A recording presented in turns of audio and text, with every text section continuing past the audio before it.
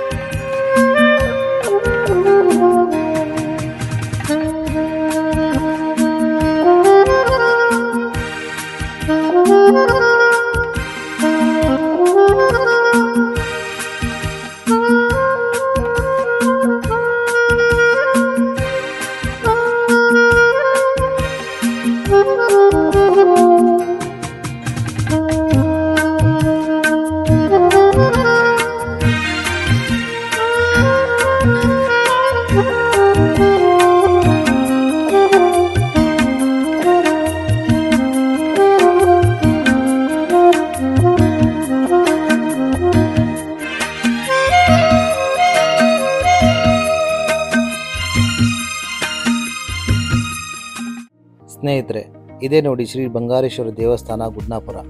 ಇದು ಬನವಾಸಿಯಿಂದ ಕೇವಲ 2 ಕಿಲೋಮೀಟರ್ ದೂರದಲ್ಲಿದೆ. ಶ್ರೀ ಬಂಗಾರೇಶ್ವರ ದೇವರಿಗೆ ವರುಣ ಅಭಿಷೇಕ ಮಾಡಿದ್ದು ದೇವಸ್ಥಾನ ನೀರಿನಲ್ಲಿ ಮುಳುಗಿದರೆ ಆ ವರ್ಷ ಮಳೆ ಬೆಳೆ ಚೆನ್ನಾಗಿ ಆಗತ್ತೆ, ಯಾವುದೇ ರೀತಿ ಬರಗಾಲ ಇರಲ್ಲ ಅಂತ ಈ ಭಾಗದ ಜನರಲ್ಲಿ ಅಪಾರವಾದ ನಂಬಿಕೆ ಇದೆ. ಈ ಬಾರಿ ಜುಲೈ ತಿಂಗಳಲ್ಲಿ ಗುಡ್ನಾಪುರ ಕೆರೆ ತುಂಬಿದ್ದು ರೈತರ ಮುಖದಲ್ಲಿ ಮಂದಹಾಸ ಮೂಡಿದೆ. ನೋಡಿ ಫ್ರೆಂಡ್ಸ್, ನೀವು ನೋಡ್ತಾ ಇರ್ಬೋದು ಇವಾಗ ದೇವಸ್ಥಾನದಲ್ಲಿ ಯಾವ ತರ ನೀರು ತುಂಬಿಕೊಂಡಿದೆ ಅಂತ.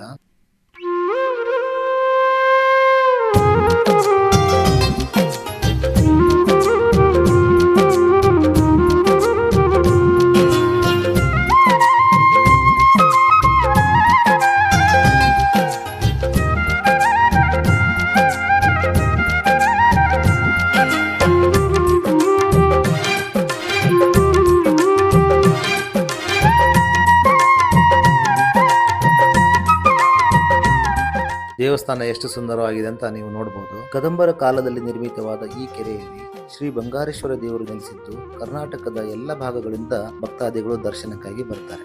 ಶ್ರೀ ದೇವರಲ್ಲಿ ಹರಕೆ ಮಾಡಿಕೊಂಡ್ರೆ ಸಂತಾನ ಪ್ರಾಪ್ತಿ ಆಗುತ್ತೆ ಅನ್ನೋದೇ ಈ ದೇವಸ್ಥಾನದ ವಿಶೇಷ. ಹಾಗೆ ಮದುವೆ ಆಗದೆ ಇದ್ದವರಿಗೆ ಇಲ್ಲಿ ಹರಕೆ ಮಾಡಿಕೊಂಡ್ರೆ ಮದುವೆ ಆಗುತ್ತೆ ಅನ್ನೋ ನಂಬಿಕೆ ಇದೆ.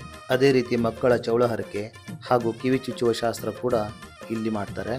ಈ ರೀತಿ ಹರಕೆ ಮಾಡಿಕೊಂಡ್ರೆ ಮಕ್ಕಳಿಗೆ ಭವಿಷ್ಯದಲ್ಲಿ ಒಳ್ಳೆಯ ಏಳ್ಗತೆ ಆಗುತ್ತೆ ಅನ್ನೋ ನಂಬಿಕೆ ಇದೆ. ನೋಡಿ ಸ್ನೇಹಿತರೆ, ಕೆರೆಯಲ್ಲಿ ನೀರು ತುಂಬಿ ಈ ದೇವಸ್ಥಾನದ ಸಭಾಂಗಣದವರೆಗೆ ನೀರು ಯಾವ ತರ ತುಂಬಿದೆ ಅಂತ ನೀವು ನೋಡ್ಬೋದು. ನೋಡಿ, ಈ ಪುಟ್ಟ ಹುಡುಗ ನೀರಿನಲ್ಲಿ ಎಷ್ಟು ಖುಷಿಯಿಂದ ಆಡ್ತಾ ಇದ್ದಾನೆ ಇಲ್ಲಿ. ಈ ಸಮಯದಲ್ಲಿ ದೇವಸ್ಥಾನವು ಜಲಾವೃತ ಆಗಿರೋದ್ರಿಂದ ದರ್ಶನ ಮಾಡೋದು ತುಂಬಾ ಕಷ್ಟ.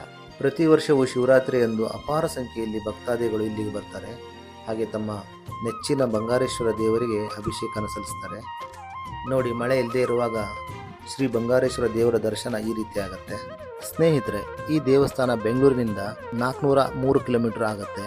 ಸಿರ್ಸಿಯಿಂದ 19 ಕಿಲೋಮೀಟರ್ ಆಗುತ್ತೆ. ಅದೇ ರೀತಿ ಬನವಾಸಿಯಿಂದ ಕೇವಲ 5 ಕಿಲೋಮೀಟರ್ ಅಂತರದಲ್ಲಿ ಈ ದೇವಸ್ಥಾನ ನಿಮಗೆ ಸಿಗುತ್ತೆ. ಮಲೆನಾಡಿನ ಸುಂದರವಾದ ಪರಿಸರದಲ್ಲಿ ನೆಲೆಸಿರುವ ಈ ದೇವಸ್ಥಾನಕ್ಕೆ ನೀವು ಕೂಡ ತಪ್ಪದೇ ಭೇಟಿ ಮಾಡಿ ಫ್ರೆಂಡ್ಸ್.